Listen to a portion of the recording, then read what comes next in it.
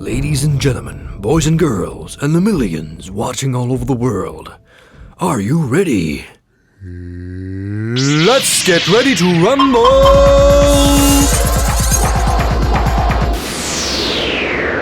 Hey, this is LP from TechnoBuffalo. Today we have something a little different. 12 rounds of heavyweight smartphone action. Welcome to our smartphone smackdown.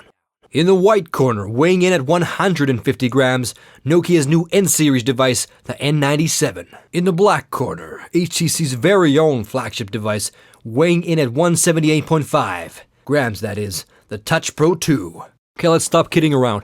I gotta mention, I'm a fan of both HTC and Nokia. I've had at least a dozen Nokia phones in the past, and I'm going on my third HTC device right now.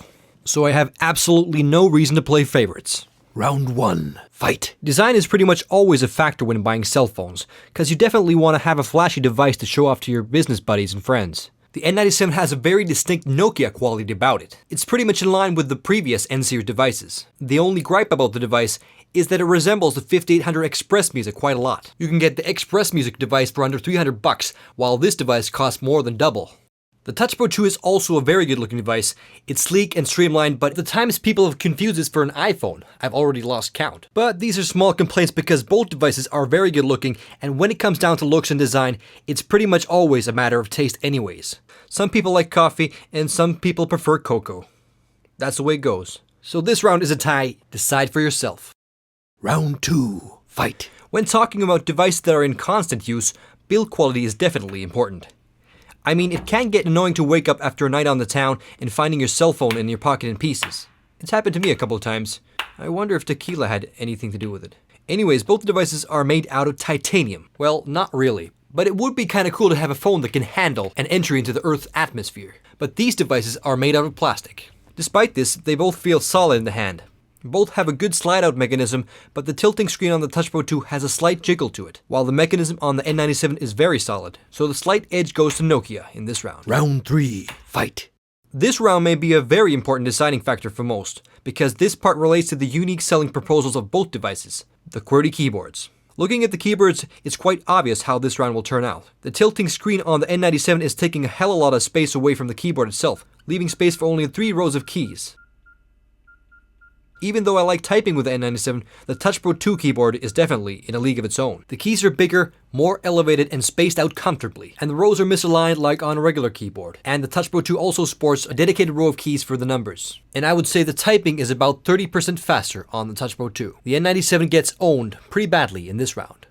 Round 4. Fight. When comparing the screens spec-wise, both have their advantages. The N97 has broader color range, but the screen on the Touch Pro 2 has bigger resolution. Being the keen-eyed resolution whore that I am, the advantage in sharpness is somewhat noticeable on the Touch Pro 2. Small text and details look slightly sharper on the Touch Pro 2. The Touch Pro 2 seems also to have a slight edge in brightness and contrast. Looking at the devices side by side, the advantage in colors is not apparent as you might think, and I really can't see the massive difference in color count on the N97. Better contrast and higher pixel density gives the Touch Pro 2 the points in this round.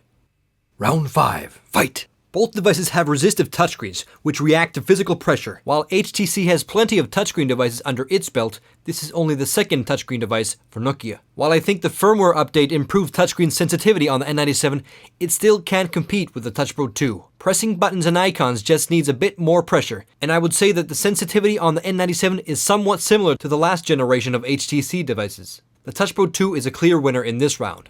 Round 6. Fight. If you watch my N97 review, you might remember that I wasn't too impressed with the Symbian S60 5th edition interface. They could have customized the interface for the N-series device because, as it is now, it's not quite enough to justify the high price tag. The Touch Pro 2 runs on Windows Mobile 6.1, which can be a bit clunky at times. Luckily, HTC has added their custom user interface on top of the operating system.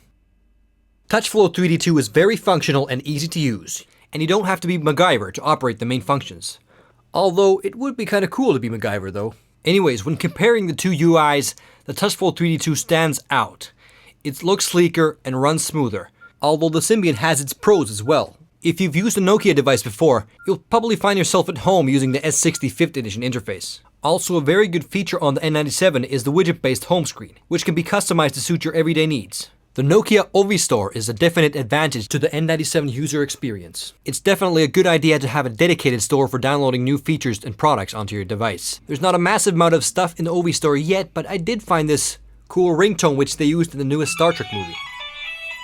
While Windows mobile devices may not have a dedicated store yet, the community support, for example at XDA forums, is amazing. Weighing in the two interfaces' pros and cons, I have to reward this round to the Touch Pro 2. Round 7, fight! In this round, I'll be comparing the Opera Mobile 9.5 on the HTC device against the Symbian web browser on the N97. The two browsers are very similar in use. You can use your finger to flick around on the page and double tap to zoom in, although the Touch Pro 2 also has a dedicated zoom bar for zooming in and out of pages. The Symbian browser does support some flash out of the box, while the browser on the Touch Pro 2 does not. Loading times on the browsers are about the same. The Opera browser loads some pages faster than the Symbian and vice versa. A very cool feature on the Touch Pro 2 is the push internet. This feature lets you set your favorite internet pages to load at a predetermined time, so you won't have to wait for your favorite sites to load. The Symbian browser has its pros as well. Navigation between open tabs and previous sites is done smartly. Render quality is decent on both browsers. I noticed that when loading bigger sites on the Symbian browser, the kinetic scrolling can get a bit choppy.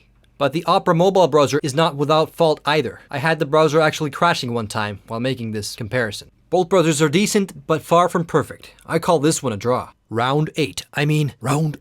Fight! The Touch Pro 2 sports a 3.2 megapixel camera and no flash. Now the N97 sports a 5 megapixel camera with a dual LED flash. The camera on the N97 is one of the best I've seen on a mobile device. It has all the functions you'd normally expect to see on a dedicated pocket camera. The N97 has dedicated buttons for operating the camera, which is always a good thing. The camera on the Touch Pro 2 is okay, but can't compete against the camera on the N97. Round 9, fight! Media playback is always featured in marketing slogans for these type of devices. A rock concert in your pocket, or a movie theater in the palm of your hand. I watch a lot of movies off the big screen, and it's not exactly the same as watching it from a 3.5-inch screen. Surely enough, both devices have nice and big screens, which are well suited for watching your favorite content while commuting on a train or plane, for example. When it comes down to media playback, you definitely want a device that can handle any format you pull off the net. Neither of these devices support DivX out of the box, but this isn't too big of a deal because I would recommend getting a third-party player anyways. For example, Core Player that handles pretty much every format you throw at it.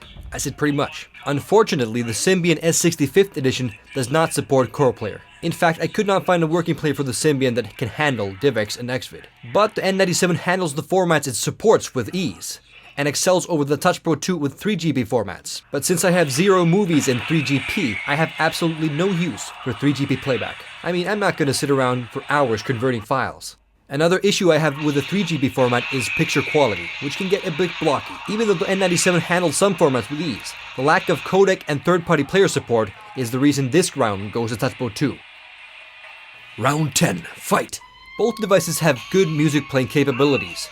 The speakers on the Touch Pro 2 are better than the N97 speakers, which also makes speakerphone calls better on the Touch Pro 2. But the N97 has a feature that the Touch Pro 2 is dearly missing, the 3.5mm headphone jack. Without the jack, you won't be hooking your device up to external speakers to show off your Boy George collection. And in my books, that's a big enough reason to give this round to the N97.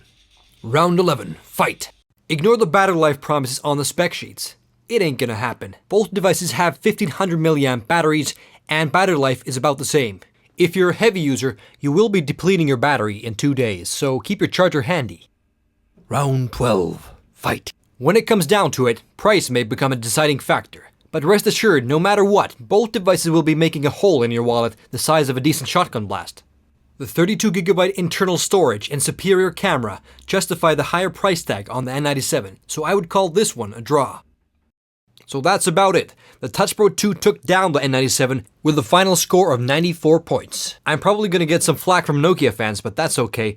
I still consider both devices to be good business smartphones, and I expect Nokia to be upping the ante next time around. The Touch Pro 2 is now the defending champion, and I'm going to need your help to choose the next challenger. Post your suggestions on the comments. Thanks for watching. LP signing out. Finish him! Fatality.